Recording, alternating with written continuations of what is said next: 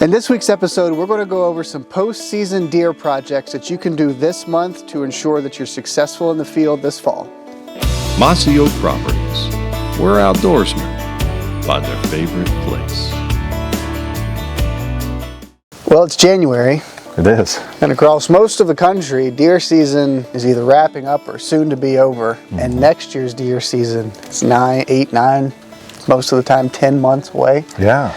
But believe it or not, there are things that you can be doing right now in the woods this time of year to get yourself ready for that deer season this October. A lot of people sometimes manage for hunting seasons, and that's not a good recipe for success if you want it year in and year out. Right. And there's so much that we could be doing, from the littlest things to the biggest things, correct? Oh yeah, for sure. Especially this time of year, because deer season across most of the country is out or is just wrapping up. And all the intel, all the information that you learned this past deer season is fresh in your mind. So you can take projects that you want to get accomplished this year, observations that you learned from the stand, little bits of information that you pieced together this hunting season, and hopefully you wrote them down or got them in your notes on your phone or something. It's fresh in your mind right now, and you can take all that and actually put it to work this time of year. There's no better time of year to do that. And we're going to go over a couple things this time of year that you and I like to do because we're fresh off of deer season. We're taking the information that we learned from the stand, and we got a blank slate like we've talked about from the management side of things, but we got a blank slate this time of year going into next hunting season and really setting ourselves up for success with the work that we do right now. A very good management strategy, you know, we kind of do it all year long, or let me rephrase that. We kind of do it 3/4 of the time out there, you know, in pursuit of whitetail deer. It's inventorying our whitetail deer herd. Some people will spend money on drones and getting, you know, a survey done. Some people, you know, they put the cameras out all summer long, all fall, scrapes and stuff. And then come late season, they kind of stop. No, pick up those cameras, put those back out there, and we're legal, okay? Again, we're legal. Use of bait. Now, let's not pick sides, whether bait's good, bait's not, but as a management strategy, especially for inventorying whitetail deer, baiting is an option. Let me repeat that. Baiting is an option to get those deer to that site so you can start inventorying your deer's herd, okay? And again, it's where legal. You put it out and put your camera up there. And why do we do that? Health of your deer herd is one of my biggest concerns. Out there seeing who is injured, who's dropping early sheds. That dictates a lot of things. Just, do I need to kill more deer for next year? So there's many reasons to inventory your whitetail deer herd in late season. Yeah, I really look forward to doing it back home. And in Virginia, we're in Ohio now where it's legal to do it year round. And I really like Virginia back home because we can't bait during the season, but as soon as it goes out leading up until the month before season comes in, we can bait. And I really look forward to putting out corn after the season to see, like Eric mentioned, there's so much that we can learn. We can learn the health of our deer herd. If bucks are dropping antlers first week in January, that leads you to believe that that animal is stressed and maybe we need to shoot more does, maybe we need to provide more food, or both.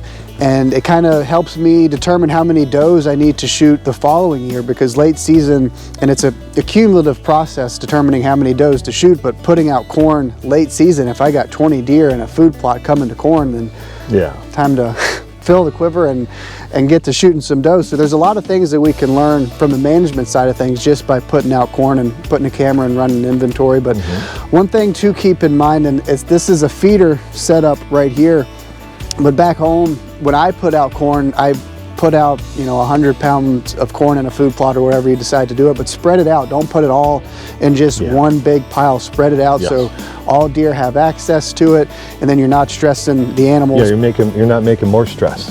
Exactly. Yeah, you're not stressing out the animal even more. And Cody makes a good point. You know, we're legal. You know, there's this feeder way right here, or you can put it on the ground and definitely spread it out. Get that 5-gallon bucket of corn and you throw it as far as you can. That way you want to take pictures, and you will eventually get pictures of it, but you don't want to make a more stressful situation. But what do you do when you can't bait? And that's one of those things, you know, putting it at a water hole, putting it at a heavy deer run, You could eat a food plot that you saved for late season. You know, there's many other options. You know, baiting is great because it's a quick result type thing. But remember, you're not doing this to hunt. You're doing this to inventory the health of your herd and what you need to do for next year or this coming hunting season. This is one of those topics that, will it make you a better hunter?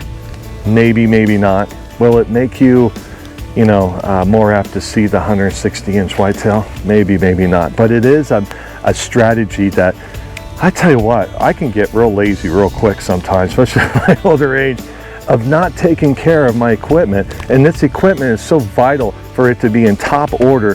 That way my wife is not missing a husband or whatever.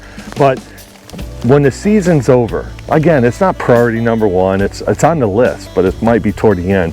Is take care of your equipment. This stuff costs so much money. The ladder sticks, the lifelines, the tree stand itself, whether it's a lock-on type thing or whatever, or a ladder stand. Take care of your equipment. That way, the longevity of it. Again, this stuff is not cheap, and each year it gets hot, you know, more and more expensive. And all of us, we're not getting any younger. So sometimes taking care of that stuff, because you know what, you climb up there, you leave it up, which a lot of times I tend to do. Not going to be a hypocrite, but you know, you climb up there come late season, August, you'll see all the social media posts, getting tree stands up. You know what, when you're climbing up there, when you didn't maintenance it after season, you don't know if a squirrel chewed on that ratchet strap. You don't know any of it. Yeah, you have a lifeline, but still, that's going to hurt.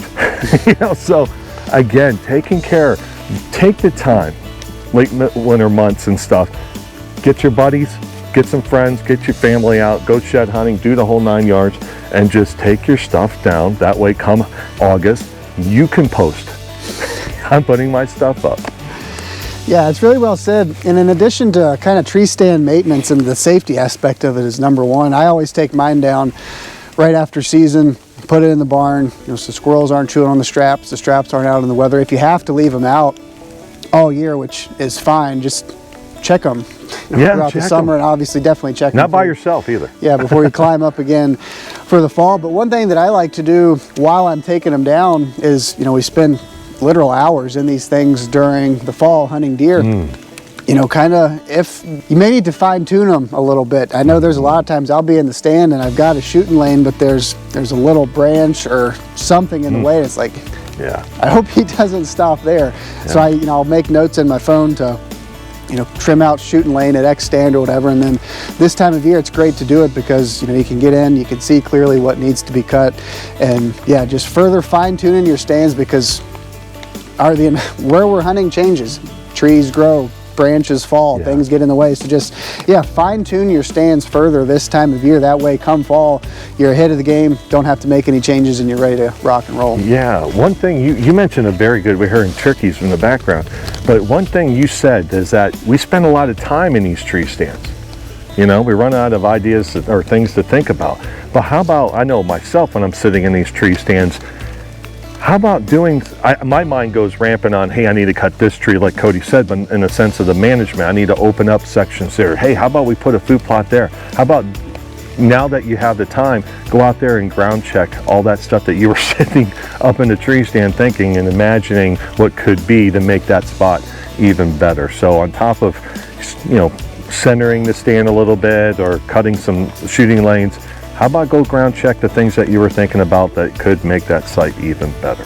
As we mentioned in the beginning, deer season, it's a year-round process, and there's always something that we can be doing to prepare ourselves to be successful in the stand. And if you're like me, you're kind of scouting year-round, whether you're actually really intentional about it and go out to scout, or whether you're just putting cameras over minerals during the summer. That's a form of scouting. But this time of year, really up until spring green up, is when you can be really intentional about your scouting, and when you can honestly learn the most about your deer woods and how deer are using it.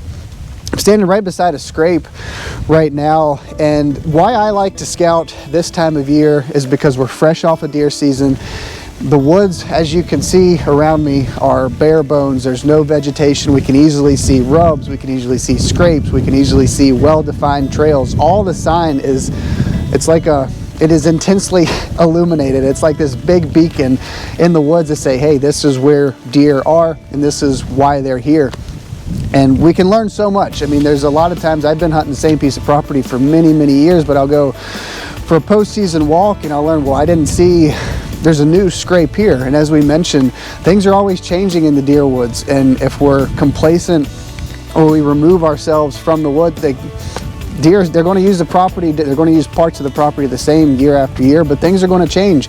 And if you get out this time of year, you may see a rub at a certain spot that you haven't noticed before that may help you connect the dots and say, hey, this is where this buck's traveling from bed to food. You may identify different food sources that you haven't located in the past. There's so much that we can learn this time of year just by getting out, putting boots on the ground.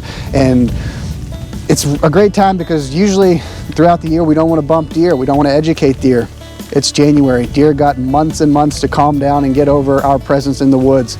Stretch your legs and go out and see what you can learn this time of year in your deer woods. As we mentioned throughout this video, you know, late season tactics and stuff. And one of the things it's kind of almost a little premature, but one thing that you could do, especially to dust the cobwebs off here later in the month of January or even into February, is, you know, go take a walk with the family or your buddies. And, you know, again, get some exercise and do a little shed hunting. Now, again, it's a little premature. I mean, there are some people already finding sheds, but there's parts of the world that the deer are still running, you know, so you don't want to necessarily go out there and do hardcore shed hunting, get lines, and do what you normally do in the spring, but go for a walk, do some shed hunting. And again, as Cody mentioned just a little bit ago, is, you know, scouting. While you're, you know, do that stuff while you're scouting. And if you do it with your family, you don't want your family to be truly upset with you. So you don't do it on days like we're having today where it's snowing sideways and it's a little chilly and everybody can get wet. But again, you get that little nice frosty morning, a little snow on the ground, depending on where you live, obviously, in the world, go for a walk, do a little shed hunting. That can teach you a lot of stuff. So there you have it, Mr. Altizer. That's all you need to know to shoot that Pope and Young buck next year, or this hunting season. That's right. Yeah. That's it. That's all you need to do. Yeah, deer season's over, but if you're like us, it's never really truly over. And hopefully you can apply what we talked about in this video doing these projects this time of year. Like I said, deer season's months away, but we can get a leg up on the success of our upcoming deer seasons by doing some work now, like baiting postseason if it's legal in your state, obviously, to see what bucks made it. That's always one of my favorite things to do, is to run cameras after the season to see what bucks made it, which is always exciting. And then you kind of let your mind wander and you dream a little bit about what he's going to look like this summer and then what he looks like, you know, when you get to chase him around this fall. Yeah, but no matter if you follow what we talked about, be creative, just be proactive in your post-hunting activities. Yeah, we just skimmed the surface. There's tons of things that you could be doing to increase your success year in, again, in, year out. Yeah, don't sky's the limit when it comes to this stuff. Just, again, be proactive. And yeah, it's amazing to me where the more you put into it, does this sound familiar? The more you put into it, the more you get out of it. Right. You know, I struggle doing a daily log, or when hunting, like you do a lot of that, you know, you write down. That's the extreme, and it's exciting and everything. But again, the more you put into something, whether you're management or you're deer hunting, scouting and stuff, the more you're going to get out of it and more success. Yeah, that's exactly it. And as you mentioned in the beginning of this video, don't manage for opening day, or don't manage for just the season, or don't wait until season comes in to try to get all these projects done. You know, you'll be playing catch up. We got a blank slate, 2024. You got the whole year ahead of you to do your habitat management projects, and then on the hunting side of things, get your ducks in a row. Take care of your stands, shed hunting, everything that we discussed in this video to get yourself ready for the deer season that seems months and months and forever away, which it is, but it'll be here before you know it. But hopefully you can apply some of the thoughts and tactics, tips, strategies that we discussed in this video, put boots on the ground this time of year, so come fall, you'll be ready for success. Masio Properties, where outdoorsmen find their favorite place.